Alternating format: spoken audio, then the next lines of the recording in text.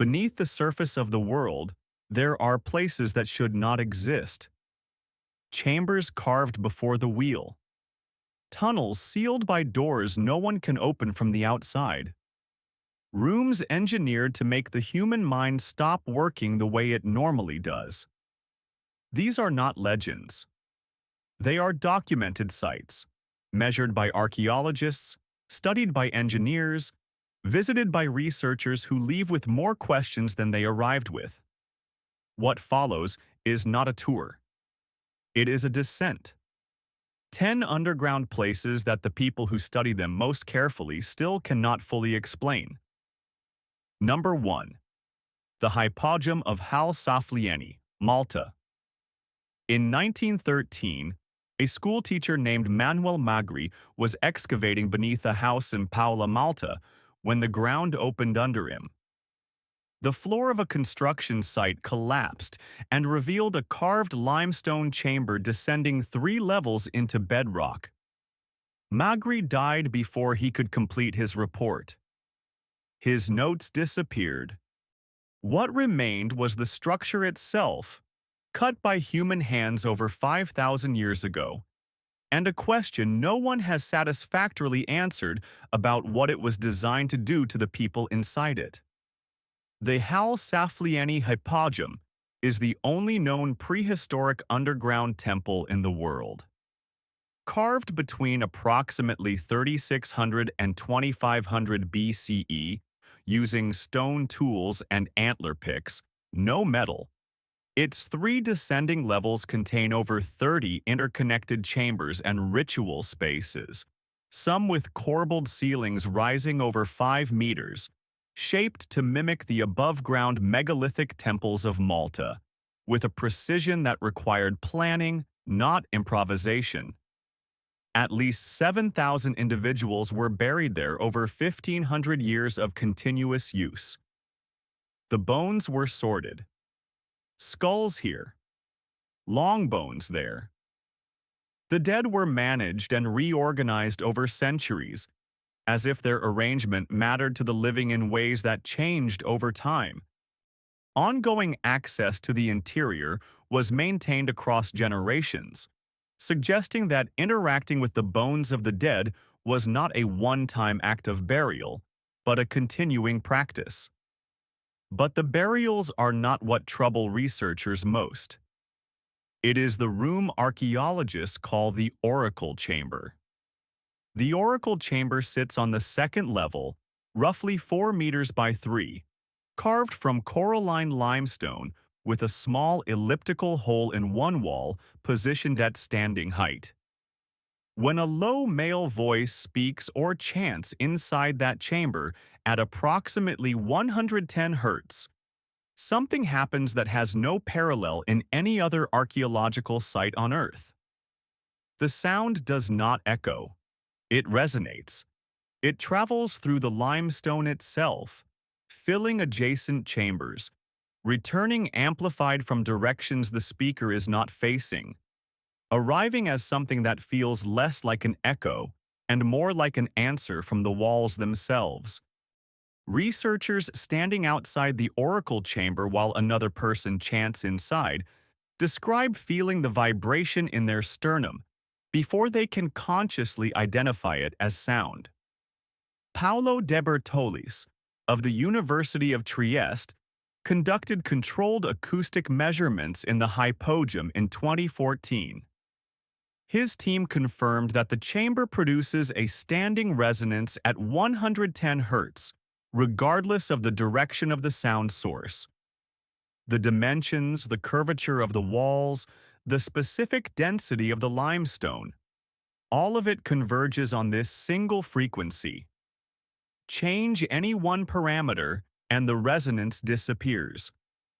The precision required to design for a specific acoustic outcome using only hand tools and empirical observation implies a level of knowledge that the conventional timeline of Neolithic Malta does not comfortably accommodate.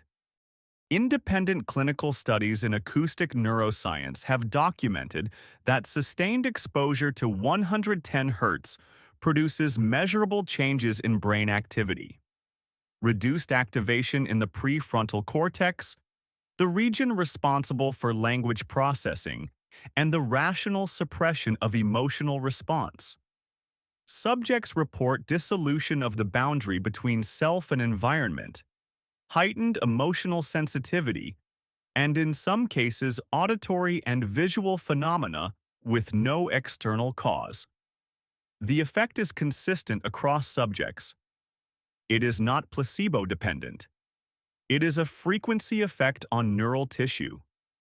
The Maltese Heritage Authority limits access to 80 visitors per day, with timed rotations through each chamber. The restrictions are framed as preservation measures. Former site staff have described incidents of visitors becoming unable to leave the oracle chamber voluntarily, of people sitting down on the floor and not moving, of what one long-serving site custodian described, in a published interview, as a quality of presence in that specific room that is very difficult to explain to someone who has not stood inside it. 7,000 people were buried here over 15 centuries, and every one of them passed through a complex engineered to shut down the rational mind on the way to the burial chamber. What were the living supposed to feel when they brought their dead inside? And what were the dead supposed to hear? Number 2. The Chauvet-Pont d'Arc Cave, France. On December 18, 1994, 3 cave explorers felt a draft of cold air coming from a rockfall on a limestone cliff above the Ardèche Gorge in southern France. They cleared enough stone to expose an opening, lowered themselves on a rope into a shaft, and found themselves in a gallery containing the oldest known figurative art on Earth, rendered with technical sophistication that took the academic community several years to accept as real. The Chauvet Cave contains over 1,000 animal images representing at least 13 species: woolly rhinoceroses, cave bears, mammoths, cave lions, horses, bison, hyenas, and others. Radiocarbon dating confirmed that the oldest images were made approximately 36,000 years ago, the most recent 26,000 years ago. A 10,000-year span of continuous return to the same cave for the same purpose. 10,000 years is twice the length of all recorded human history from the invention of writing to the present day. The images do not conform to the model of gradual artistic development that dominated archaeology for most of the 20th century, which assumed a slow progression from crude marks to complex figures across tens of millennia.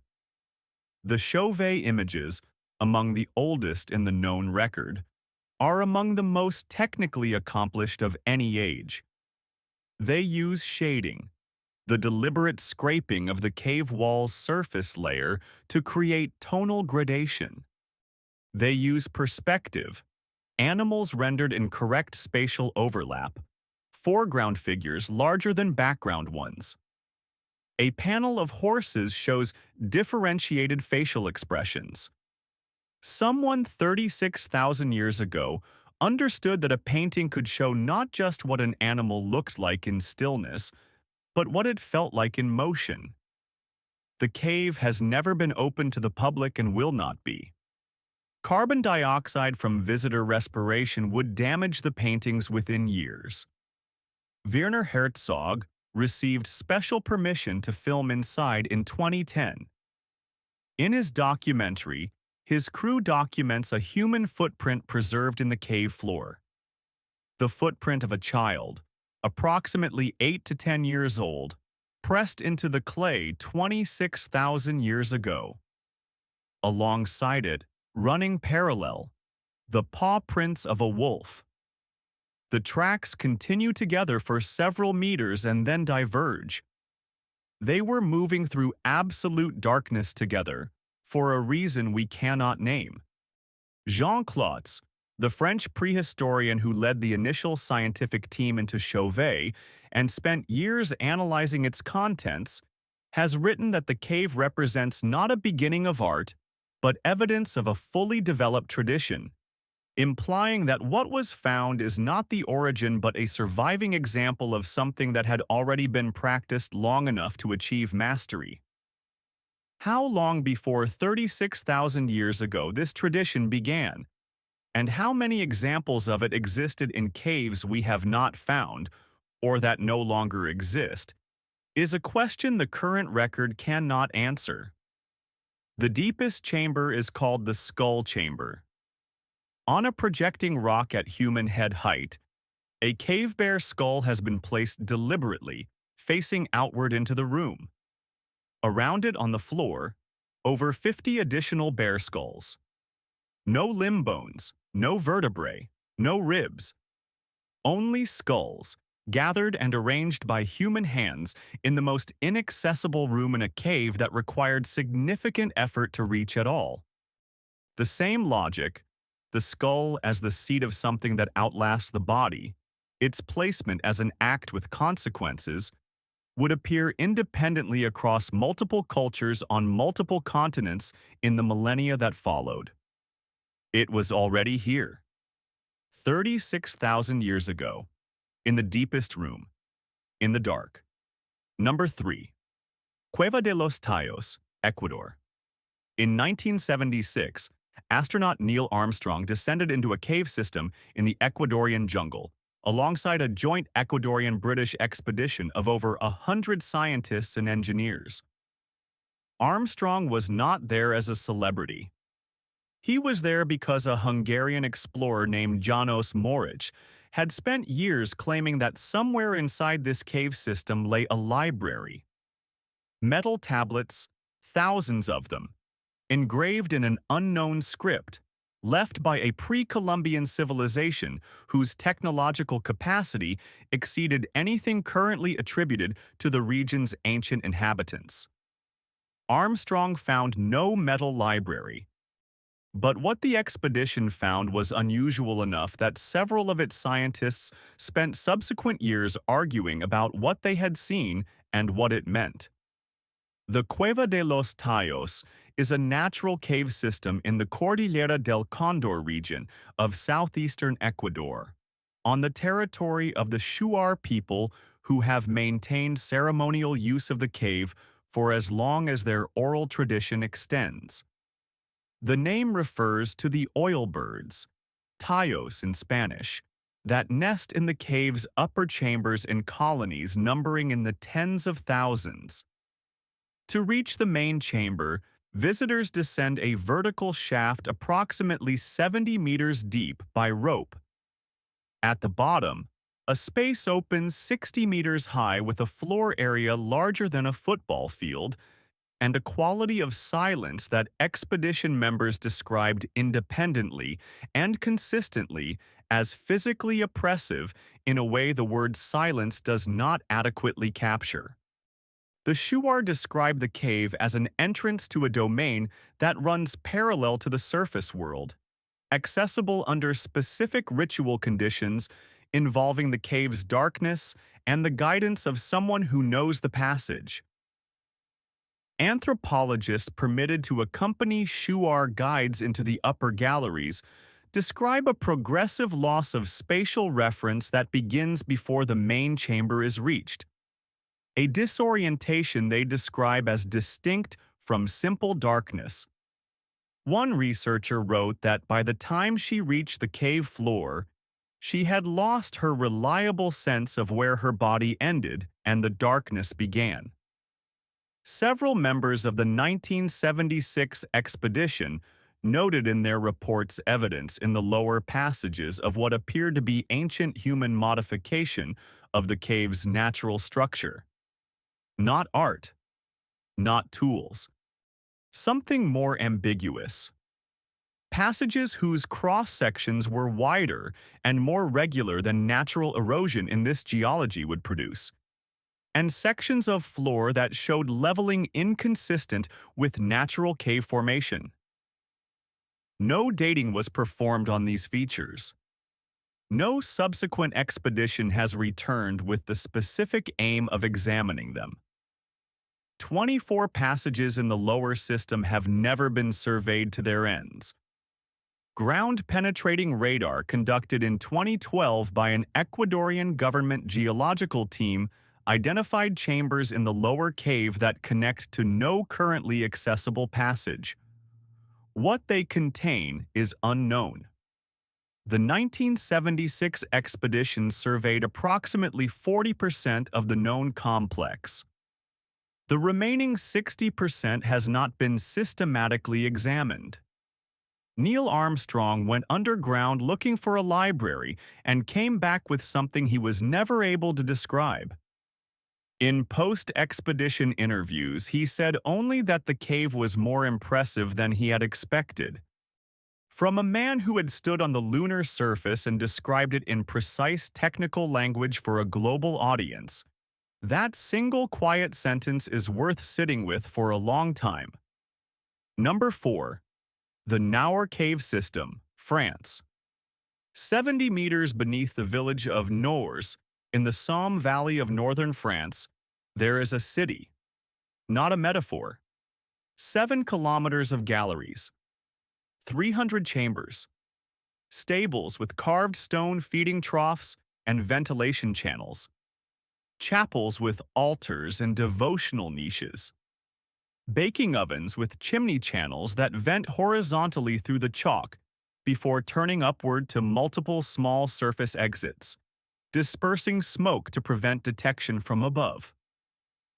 Wells reaching the water table. Street names carved into the gallery walls at intersections.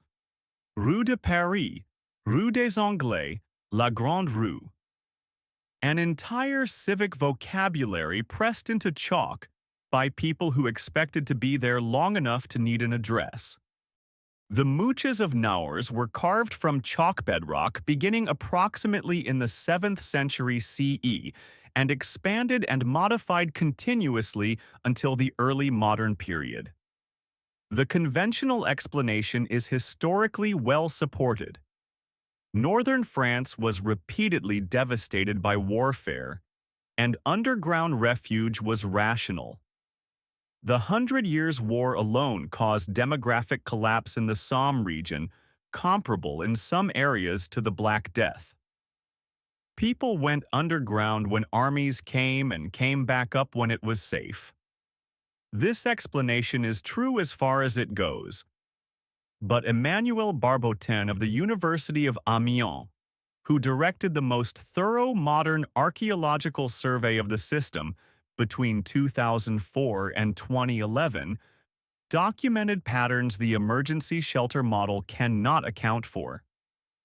The soot accumulation in the baking ovens is consistent with regular cooking over extended periods measured in years, not weeks of crisis use. The devotional carvings in the chapels span multiple stylistic periods separated by generations, indicating ongoing ceremonial use across centuries, not one community sheltering during one conflict. Street names are not carved by refugees. Refugees do not name their temporary hiding places. The street names were carved by people who understood themselves to be inhabitants. What does it do to a community to move its civic life underground? To cook underground, worship underground, keep animals underground, name the streets underground? Children were born in these galleries. Some of them may have grown to adulthood with the underground as their primary frame of reference for what a community looked like. When they emerged, what did the surface world look like to them? Wide, exposed, dangerously open in every direction. In 1916, Australian and New Zealand soldiers sheltering in the caves during the Battle of the Somme carved their names, ranks, and unit numbers into the same chalk walls where medieval inhabitants had carved street names 7 centuries earlier. Different wars, different languages, different centuries. The same darkness, the same impulse to mark the fact of having been there, as if the stone required proof of presence, as if the cave might otherwise forget that you had come. Number 5. The Tulum Underwater Cave System, Mexico. The Yucatan Peninsula sits on top of the world's largest known underwater cave system. Sistema Sac Acton currently measures over 347 kilometers in surveyed length, a number that increases with every major dive expedition.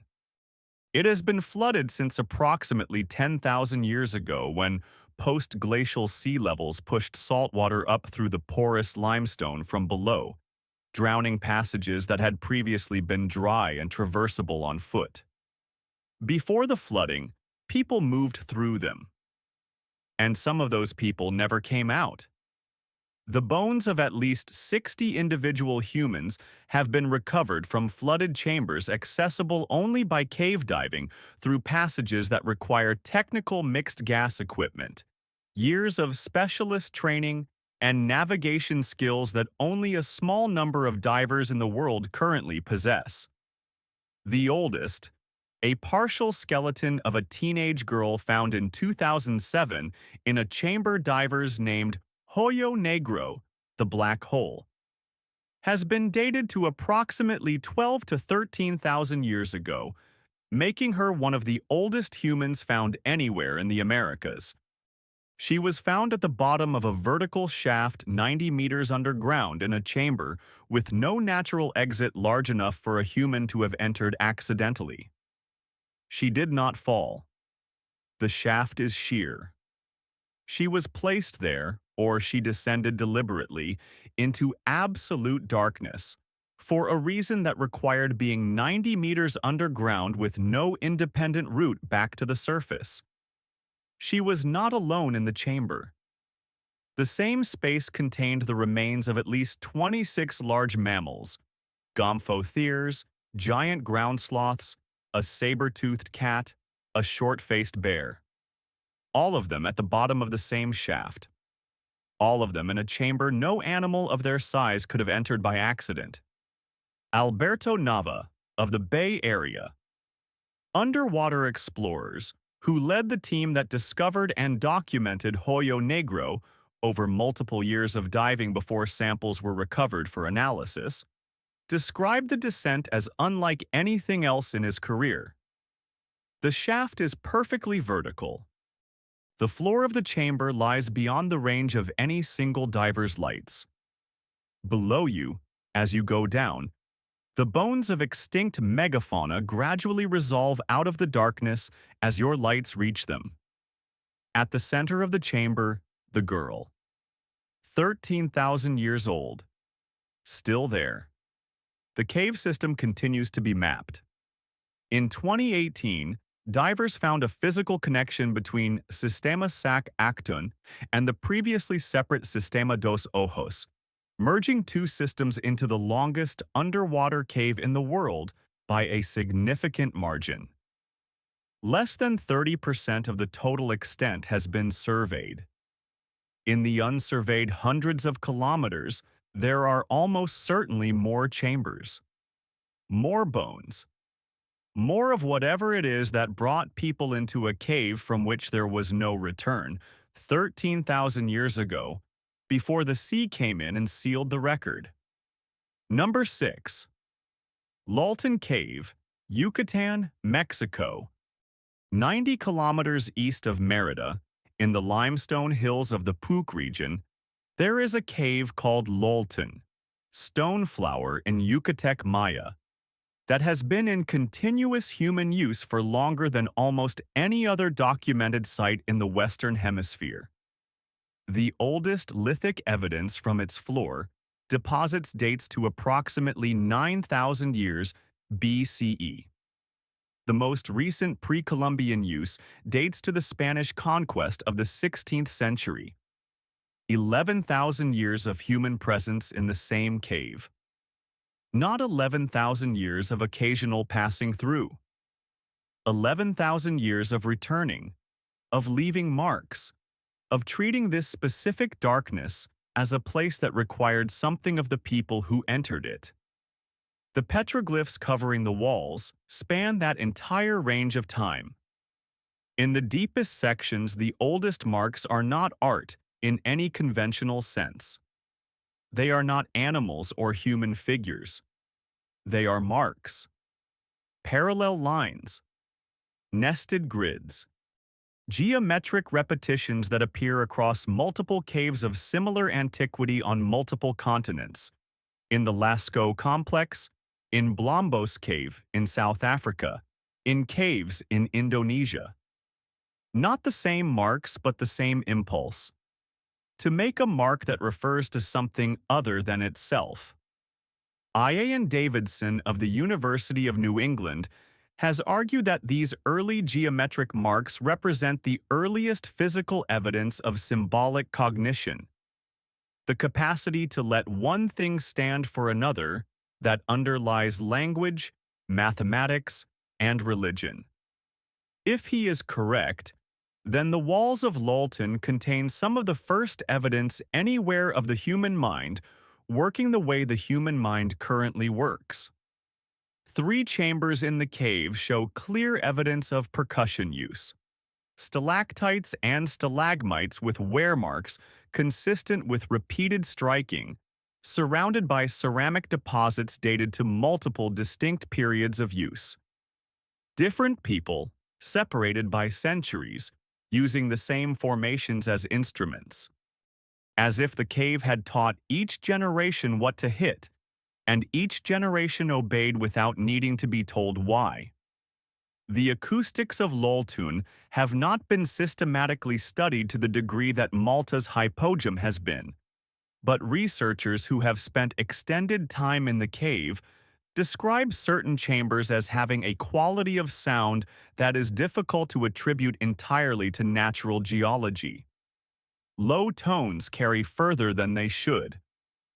High sounds are absorbed in ways that create pockets of near silence adjacent to areas of unexpected resonance.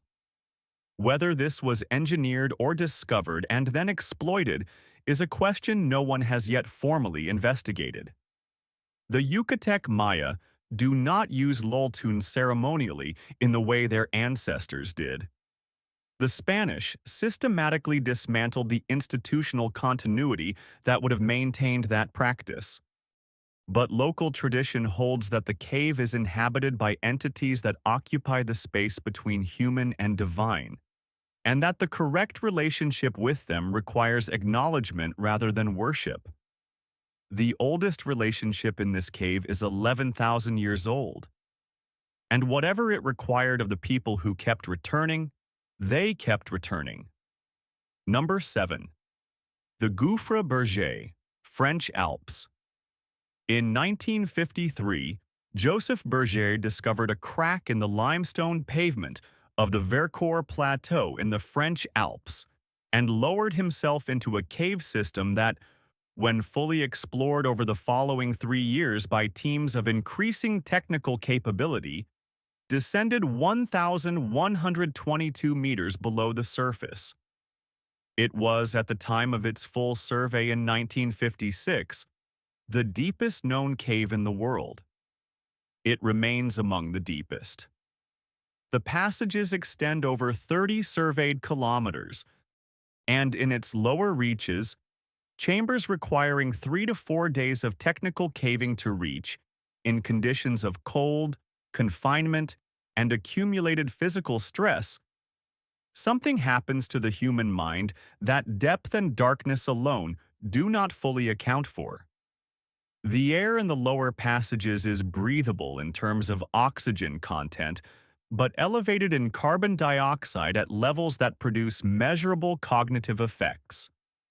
Slowed processing, reduced short-term memory reliability, and a gradual flattening of the affective responses that normally maintain the distinction between what matters and what does not. Cavers who have spent 72 hours or more at depth in the Gouffre Berger describe a progressive dissolution of the psychological structures that organize time into before and after, self-reference into here and elsewhere, and experience into real and imagined. Michel Siffre, who conducted a series of self-imposed isolation experiments in underground caves beginning in 1962, documented these stages with scientific precision. 63 days alone in a glacier cave produced results that alarmed his medical supervisors. His subjective experience of time collapsed within the first 2 weeks. By the end, he estimated his stay at approximately 34 days. It had been 63. His sleep cycles became non-linear.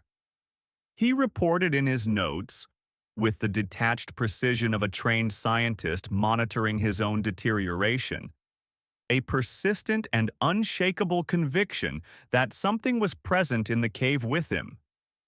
He acknowledged in the same notes that this was not possible.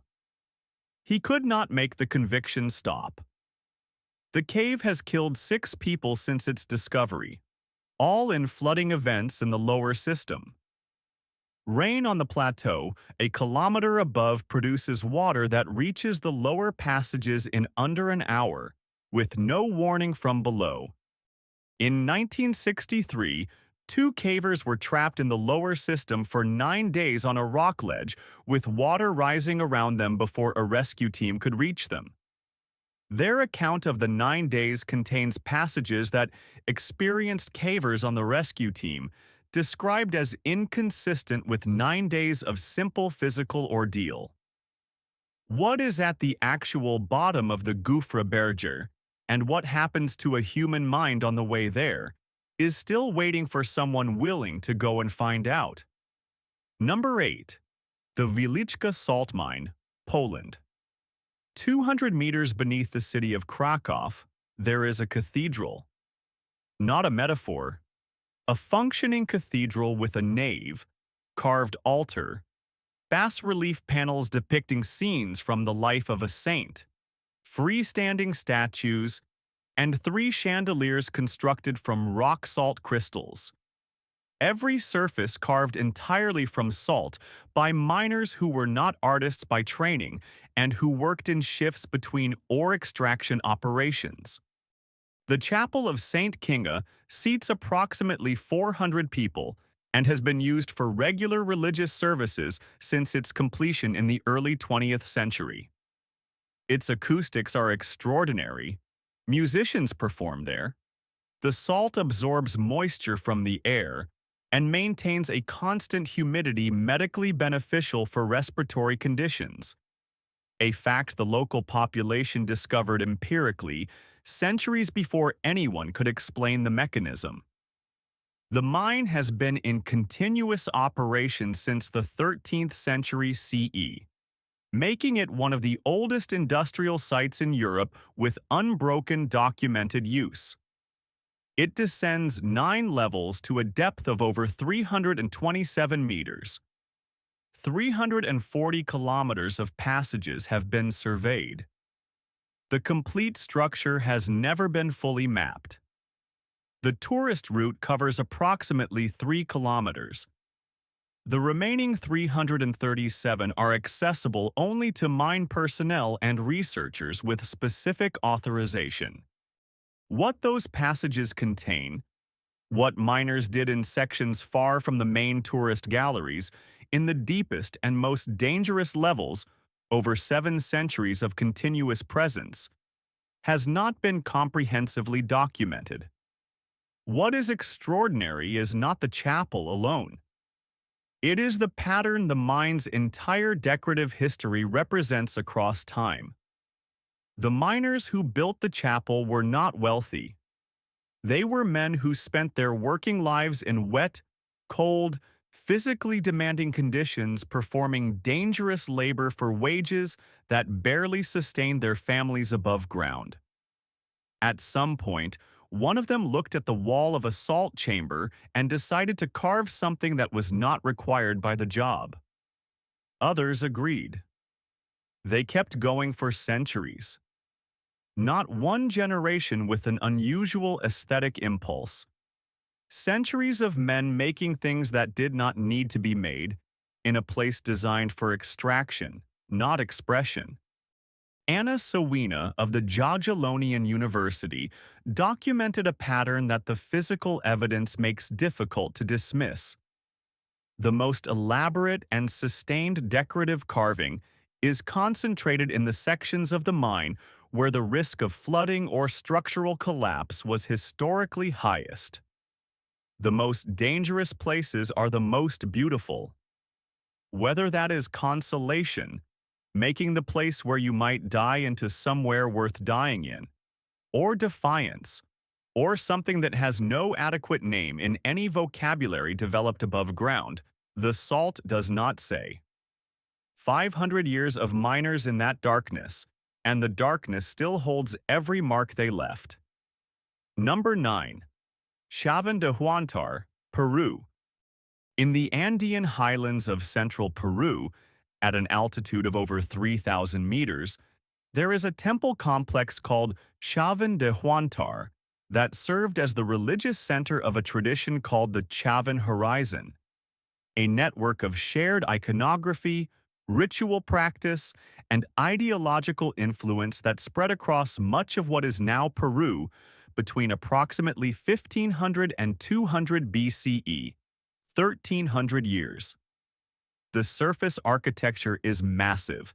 Stone platforms carved with fanged deities, monumental stairways aligned with solar events, construction requiring the organized transport of stone over significant distances. The underground is what makes Chavín de Huántar genuinely strange. Below the stone platforms carved into the bedrock and integrated into the foundations in ways that make the below and the above architecturally inseparable is a labyrinth. 99 stone-lined passages on 3 levels, connecting chambers in a routing logic that appears from its spatial organization to be deliberately disorienting. The passages are narrow, some as tight as 60 centimeters, requiring lateral movement to navigate. They turn without warning. They descend without announcement. They terminate in dead ends that require backtracking. A person entering without a guide who knows the system cannot navigate it. A person inside cannot determine compass orientation. There is no natural light anywhere in the gallery system.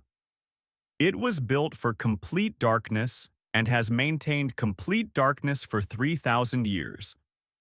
At the center of the labyrinth, in the innermost chamber reachable only after navigating every disorienting passage, stands the Lanzón, a granite monolith 4 meters high, carved into the form of a fanged deity with simultaneously human, feline, and serpentine characteristics. The Lanzón fits its chamber with a precision that makes later installation impossible. It could not have been brought through the passage leading to the chamber after the chamber's walls were built. It was carved underground, in the dark, and the room was constructed around it. It has not moved in 3,000 years. It faces the same direction it faced when it was carved. John Rick of Stanford University, who has directed systematic excavations at Chavín since 1995, has proposed on the basis of architectural analysis, acoustic measurement, and chemical residue analysis of ritual deposits that the underground galleries were designed as a consciousness alteration technology. Initiates, possibly under the influence of San Pedro cactus, whose imagery saturates the site's iconographic program, were led into the labyrinth. Inside, acoustic engineering transformed sounds into sources that appeared to come from multiple directions simultaneously, from the walls themselves, from above and below. Rick's team documented that specific chambers produce infrasound at 18 to 19 Hz, below the threshold of conscious hearing, registered by the body not as sound but as unlocalized dread, the physiological signature of unseen threat. Combined with total darkness, spatial disorientation, and pharmacological alteration, The infrasound produced an experience of overwhelming reality that nothing in ordinary surface life could match or explain. And then the passage opened, and the Lanzong was there. What a person emerged believing about the deity, about themselves, about the nature of what moved through the world, had been shaped by an engineered sequence so precisely designed that it held its effect across 1,300 years and hundreds of kilometers. The galleries of Chavan de Huantar are not a burial site. They are not a shelter.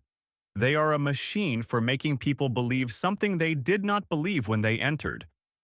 And it worked, continuously, for over a millennium.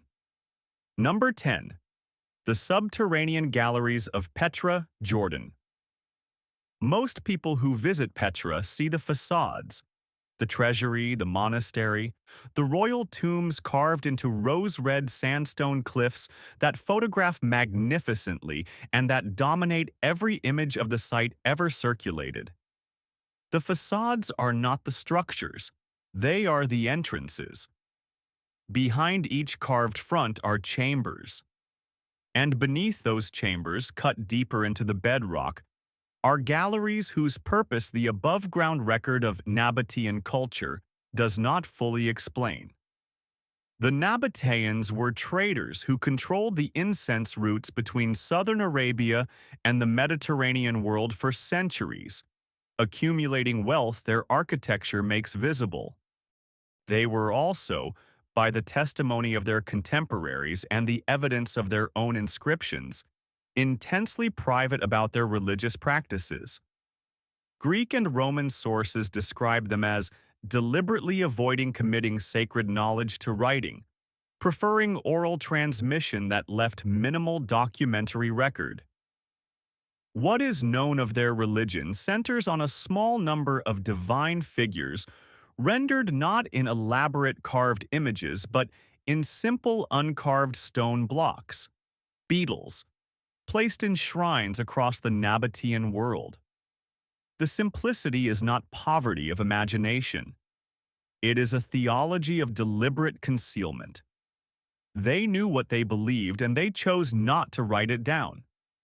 Subsurface survey work, conducted by teams from Brown University and the University of Arkansas, using ground-penetrating radar in the 2000s and 2010s, identified extensive subterranean structure beneath several major monuments, including the Treasury and the Great Temple Complex. The radar indicates chambers, passage networks, and what appear to be ritual installations at depths between 5 and 20 meters below the current surface. Excavation has barely begun. The few chambers accessed contain evidence of sophisticated water management, channels, cisterns, and filtration systems of unusual complexity, and, in several locations, deposits of votive material including ceramic vessels, metal objects, and botanical residues that preliminary analysis suggests may include ritual substances. Whether the underground spaces served primarily as water infrastructure, or whether the water itself was part of a ritual logic that integrated the subterranean with the ceremonial above, or whether deeper chambers contain what the Nabateans kept private from the entire Mediterranean world for centuries, these questions remain open. The Nabatean civilization was absorbed into the Roman Empire in 106 CE. The oral tradition through which their sacred knowledge was transmitted did not survive that absorption intact. Whatever they knew, whatever they believed, happened in those underground spaces and why, left no written record. The ground beneath Petra contains, by current estimates, significantly more unexcavated volume than excavated. What is in that volume and what it meant to the people who cut it from the stone and then said nothing about it to anyone outside is still underground, still waiting. We have descended through 10 chambers. Malta, where a room was engineered to shut down the rational mind 5,000 years ago and still works. The Ardèche Gorge, where art, 36,000 years old, used techniques that took humans another 35 millennia to rediscover. Ecuador, where an astronaut went underground and found something he was never able to describe. The Somme Valley, where an entire community moved its streets and chapels and ovens 70 meters below the surface and stayed long enough to name the roads. The Yucatan, where a 13,000-year-old girl lies in flooded darkness at the bottom of a shaft. No one enters accidentally. The Puig Hills, where the same cave has been necessary to humans for 11,000 years, for reasons that changed every few centuries but never disappeared. The French Alps, where depth alone is sufficient to dismantle the structures that organize human consciousness. Krakow, where miners decorated the most dangerous places most elaborately for 500 years. The Peruvian highlands, where a labyrinth was built to make a person into something different from what they were when they entered.